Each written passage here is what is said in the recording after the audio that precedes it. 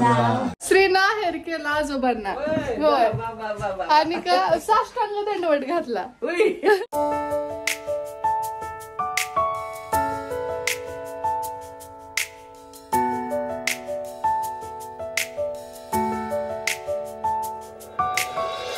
Hi hello नमस्कार. आपल्या चॅनलवरच्या अजून एका नवीन व्लॉगमध्ये मी वर्षा तुमचं अगदी मनापासून स्वागत करते. तर कालच्या व्लॉगचा हा दुसरा पार्ट तुमच्यासोबत शेअर करते. फायनली स्वयंपाक झालेला आहे. आता बाकीचं आवरून घेते. आवसा आणि कंपल्सरी हे असतंय की नाही, म्हणजे संक्रांत झाल्यानंतर तिळाच्या किंवा शेंगदाण्याच्या पोळ्या आणि चुडे.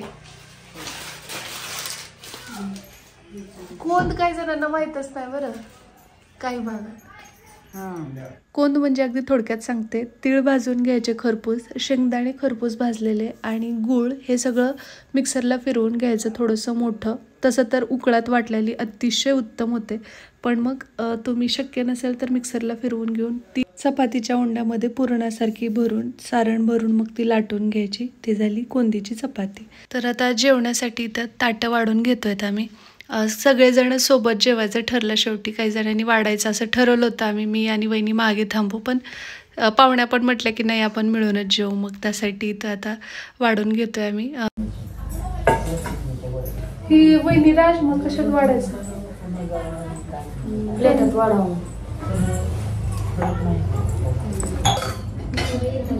जेव्हा आपण असं सागर संगीत स्वयंपाक स्वतः बनवतो, त्यानंतर तो सर्व करतो आणि पुढच्यानी ते खाल्ल्यानंतर त्याची तारीफ केली की खूपच भारी वाटतं. आणि त्याच्यामध्ये तर एकत्र मिळून जेवण्याची मजा काही औरच आहे. अशा छोट्या छोट्याच गोष्टी असतात त्या आयुष्यामध्ये खूप जास्त मोठा इम्पॅक्ट पाडतात, इवन आनंदसुद्धा देतात. तर आपल्या मांडण्यावरती आहे. पाहिलं तर खूप श्रीमंत जरी असो आपण आणि पैशात जरी लोळण घेत असलो तरीही काही गोष्टीचं दुःख मानायचं म्हणल्यास मानतच राहतो. आणि काही गोष्टी अशा असतात ज्या अगदी छोट्या छोट्या असतात पण खूप मोठा आनंद देऊन जातात आणि त्याची किंमत पैशात तर अजिबातच होत नाही. तुम्ही कितीही गरीब असाल आणि साध्या गोष्टीत जरी तुम्ही मांडलं तर सुख आहे. जेवण झाल्यानंतर निवांत बसा. इनी मस्त मस्त मस्त केलं का शालीचं?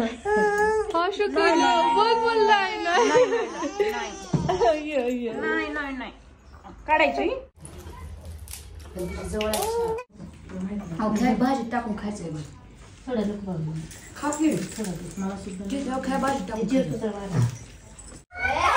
कोण आलंय बघा?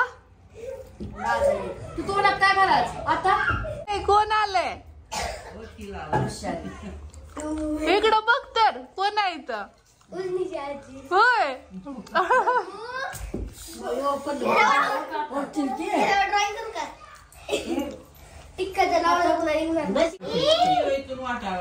की दररोज जाय आलं का? घाण मरणाची करतोस आधी कपडे काढ. काय आणलंय तो नारळाची वडी आणली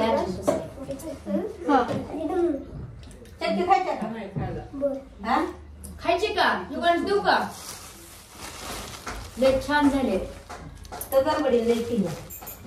दीड चिपटा खोबरं, चिपट्याभर रवा. आज रवा 2 चिपटे करा, 2 चिपटे साखर आणि खोबरं.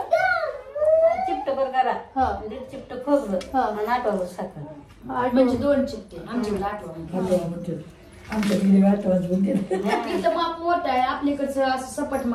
जगाच्या पाठीवर कुठेही जा 4-5 महिला एकत्र आल्या की स्वयंपाकाची चर्चा, त्याच्यामध्ये रेसिपीची देवाणघेवाण ही होणारच. आणि त्याच्यामध्ये खोबऱ्याच्या वड्या घेऊन आल्या होत्या वहिनींच्या आई, त्यामुळे मग त्याची रेसिपी आम्ही विचारत होतो. नक्कीच आपल्या चॅनलवर पुढे कधीतरीही तुम्ही पाहाल. आत्ताच आमचं जेवण वगैरे आटोपले आणि आता थोड्याशा गप्पा टप्पा चालल्यात आणि राहावा म्हटलं आम्ही. बघू आता कसं काय करतात ते.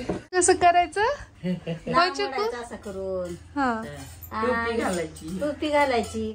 सगळ्यांनी मिळून आम्ही छान असं जेवण केलं. त्यानंतर बाळाच्या पोटाची काळजी ती पण घेतली आणि नंतर मग मी आले बाथरूममध्ये कपडे धुण्यासाठी, कारण पिल्लूच्या आत्तापर्यंतचे जे काही लॉट होता तर तो पण बाकी होता. पण आज सकाळी जे कपडे मी आंघोळ झाल्यास धुते ते धुतलेच नव्हते. त्याच्या मागचं कारण म्हणजे आज पाहुणे येणार म्हणून मग स्वयंपाकाकडे मी वळले. आणि बऱ्याच साऱ्या गोष्टी होत्या की एखादाच पदार्थ असेल तर मग कसं होतं ते की ठीक आहे वहिनी करतील किंवा असं, पण जेव्हा माणसं वाढतात तेव्हा काम वाढतं आणि काम वाढलं की मग ते वाटून केलं तर सगळेच आनंदी राहतात. नाहीतर मग कसं होतं, पाहुण्यांसोबत बसायला किंवा हे करायला वेळ पण राहत नाही, कामातच गुंतून जाते एक व्यक्ती. त्यामुळे हाताताळे आम्ही मिळून मिळून करतो, त्यामुळे लोड जास्त येत नाही. त्यामुळे माझं आज भांडे आणि कपडे मागे राहिले, तर त्यामुळे आत्ता मी ते धुवून घेते. ते झालंय कपडे धुवायला, पण फायनली आता झाले. पटकन आता घालते.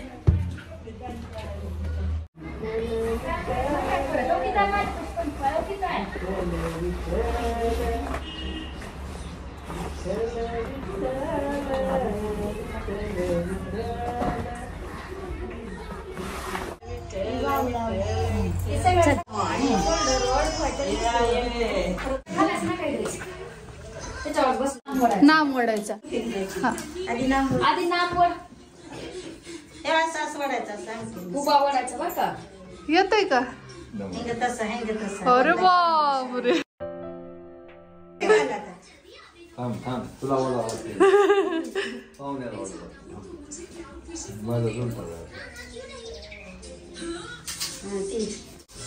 ती चक्की तोंडात घाला आजोबाच्या. गमच्या घर खालीवर गमच्या उचलून देखील पास करायचं गमच. थांब, सगळं द्यायचं असं. राम राम म्हणायचं. पाहुण्यानं साजरं केलं. श्रीनं आहेर केला आजोबांना. होय. आणि का साष्टांग दंडवट घातला.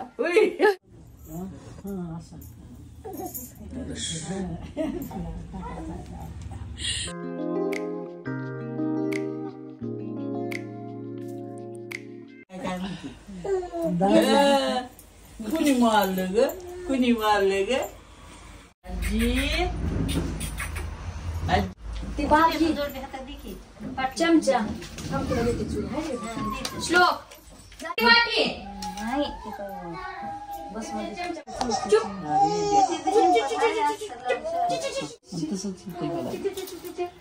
तरी आता गोळेपासून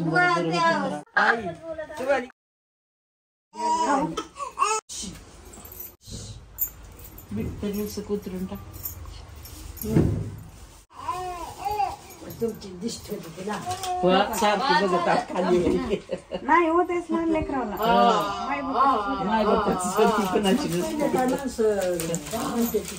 लय बघते खालवर. तिलाच खेळवायचं. आमच्या तर दवाखान्यातून घेते गो.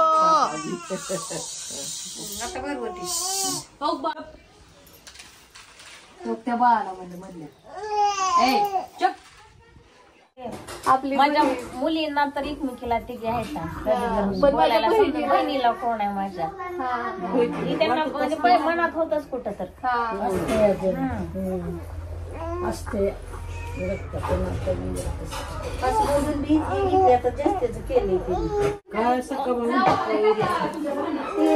वहिनींच्या वडिलांच्या मृत्यूच्या वेळी म्हणजे अगदी म्हणतात ना, आत्ता जीव जातो की थोड्या वेळाने, तर त्यांनी त्यांच्या बहिणीसाठी जीव रोखून धरला होता. म्हणजे शेवटची इच्छा त्यांची अशी होती की त्यांच्या बहिणीने त्यांना ते शेवटची शिप सोडावी.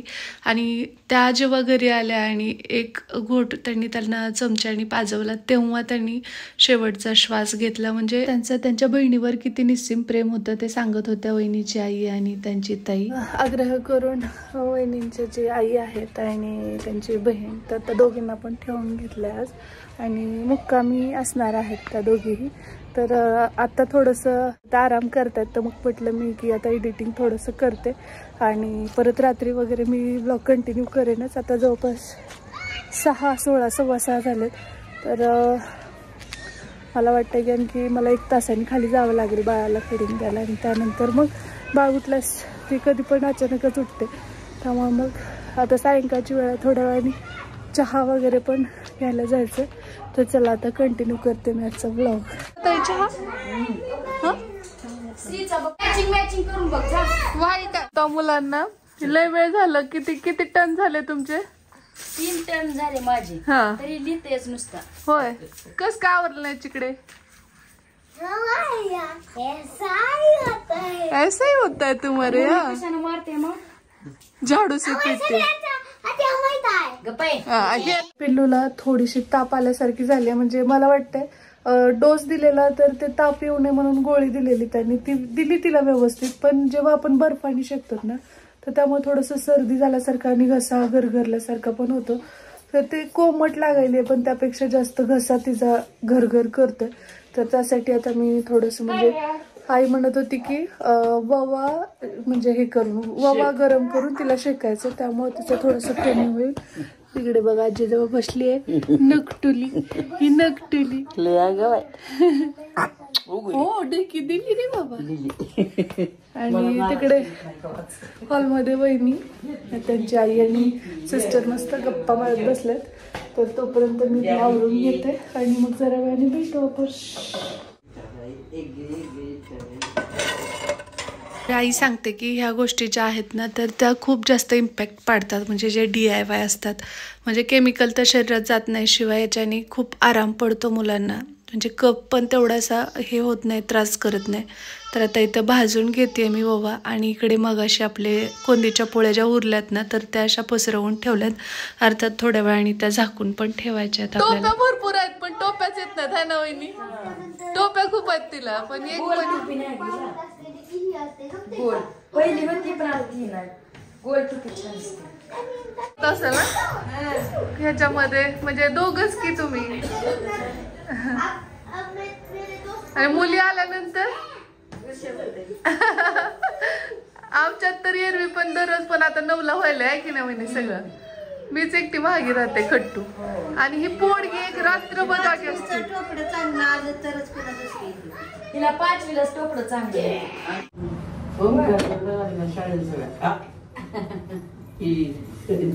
लय आगं पोरगं आहे ते. नाही चांगलं दिसते काय कधी गेलता वाळंदीला? हा हा, ते प्रणिताच्या ह्याच्या वेळेस ना ववा गरम करून घेतलाय आणि कॉटनच्या कपड्यामध्ये घेऊन मग त्याच्याने अलगद बाळाला शेकून घ्यायचं. अगोदर आपल्या हातावरती चेक करायचं किती गरम आहे काय नाही, त्यानंतरच मग बाळाला तो वापरायचा. वव्यानी शेकायले पिल्लूला मामी, आणि कशी हसते बघा नकटूला. आता हसत नाही, मग कॅमेरा ऑन केला की आमचा हसू पळून जात आहे, जसं कॅमेरा ऑन केलं की मामी आमची खूप हालू बोलते. आगाव कुठली गुदगुल्या व्हायला.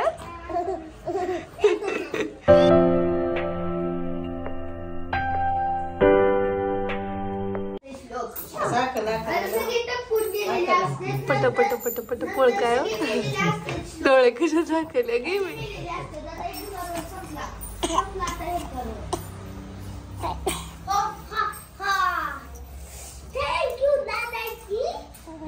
दादाजी इथं ह्या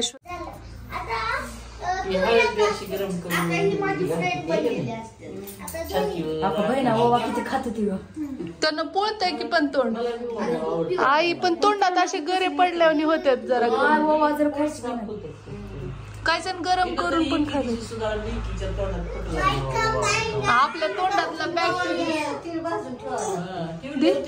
त्यानंतर रात्रीच्या जेवणाच्या वेळी थोडंसं इथं शूट घेतलेलं आहे श्रीने, त्यामुळे मध्येच त्याचा हात पण आलाय थोडाफार शूट घेताना, तुमच्या लक्षात आलं असेल. जावाई बापू सोबत इथं गप्पा चालू होत्या, आणि खरं तर भैयाला थोडंसं बाहेर जायचं होतं, त्यामुळे मग तो थोडा लवकर जेवला, आम्ही निवांत नंतर जेवलो. होय पण 2 नंबरची लागली. 1 नंबरची स्पर्धा परीक्षा. होय कुठं? पुण्यामध्ये. मग पण बसले बसल्या बदलण्या खाली श्लोक असं बसले. बरं, आत्ता वाजतात रात्रीचे 11:44 आणि बराच वेळ आम्ही गप्पा मारल्या. खरं तर शूट खूप कमी केलं मी त्यानंतर, कारण अशाच मस्त गप्पा चाललेल्या होत्या. मग ते मध्येच लक्षात सुद्धा आलं नाही माझ्या की शूट घेऊ काय म्हणून. जेवण झाल्यानंतर जवळपास 11:30 पर्यंत आम्ही सगळ्यांनी मस्त गप्पा सगळ्या इकडच्या तिकडच्या विषयावरती चालूच होत्या, कारण खूप दिवसांनी भेटल्यानंतर एक असतं बघा ते. आणि आता आई झोपली आहे, तर सगळे पुरुष मंडळी आधी जेवण करून गेले, त्यानंतर मग मुलांना जेव घातला आणि नंतर आम्ही जेवलो. जेवण झाल्यानंतर बराच वेळ गप्पा मारल्या. 11:30 वाजले आम्हाला गप्पा मारत मारत. आता 11:44 झाल्यात, तर आता झोपायला गेलेत सगळे आणि परत मी ते कंटिन्यूच केला नाही व्लॉग, कारण गप्पा मारण्याच्या नादात माझ्या ते लक्षातही आलं नाही. आणि खूप छान होता आजचा दिवस, पण आज व्लॉग येऊ शकला नाही. त्यासाठी मनापासून दिलगिरी व्यक्त करते, कारण काही पोस्ट वगैरे पण मी टाकली नाही. मी विचार केला होता की मी जेवेपर्यंत बसेन आणि त्यानंतर मग व्लॉग एडिट करून तो येईल 10पर्यंत, तुम्हाला पाहायला मिळेल. पण ते इतकं म्हणजे मनातून बोलत होत्या, बऱ्याच पर्सनल गोष्टी घरातल्या ह्या त्या चालू होत्या आणि मग मला त्यांना इंटरप्ट पण करायला बरं वाटलं नाही. म्हटलं चला असू देत.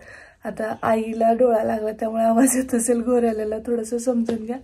तर चला आता आजचा हा व्लॉग मी इथेच थांबवते. कसं वाटलंय तुम्हाला ते सांगा. आणि नको म्हणत होत्या त्या मुक्कामी राहायला, पण आम्ही फोर्सफुली म्हटलं की नाही राहत, वहिनींना पण छान वाटेल. आणि मग बोलत बोलत परत त्या कन्व्हिन्स झाल्या मस्तपैकी. आता छान आम्ही जेवण वगैरे सगळ्यांनी सोबत केलं, खूप छान वाटलं. तर चला कसं वाटलं तुम्हाला आजचा व्लॉग ते सांगा. उद्याचा व्लॉग घेऊन मी पुन्हा हजर राहीन. तोपर्यंत जय हिंद, जय महाराष्ट्र, जय जिजाऊ, जय शिवराय.